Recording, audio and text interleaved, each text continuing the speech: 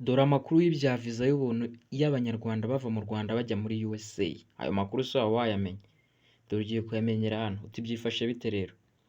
Sena y'Amerika iri mu nama cyangwa se iri guteganya kuba hari ibihugu 10 bya Afurika ishobora guha viza z'ubuntu. Viza ziri direct, nta bintu byo kuvuga ngo uraca mu nzira nyinshi cyane bakubaza ibiki n'ibiki.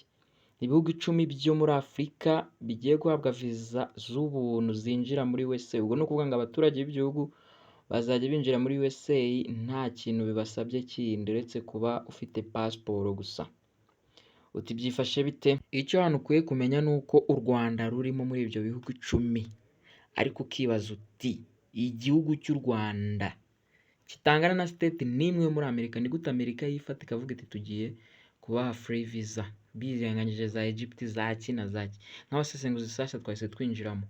Muribuka ko hari amasezerano Ubwongereza bwigeze kugirana n'u Rwanda yo gufata abimukira bajyaga mu Bwongereza mu buryo butemewe n'amategeko ngo babazane mu Rwanda.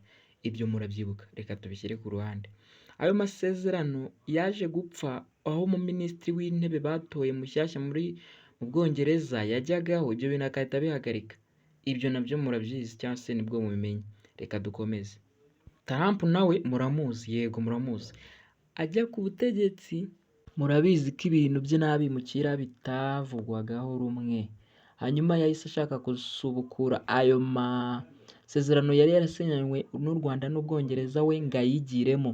Bishobora kuba ari byo bituma kugira ngo u Rwanda rube rwacudikana Amerika, ashobora kubicishamo agatanga viza y'ubuntu. Bityo rero bashobora kuzajya abimukira babakura muri Amerika binjiye badafite ibyangombwa bakabazana mu Rwanda, hanyuma Abanyarwanda bafite ibyangombwa bakaba bakinjira muri USA bajya gutanga n'umusanzu. Niba aya makuru hari ukuntu yakiriye, mbabarome subscribe, share na comment.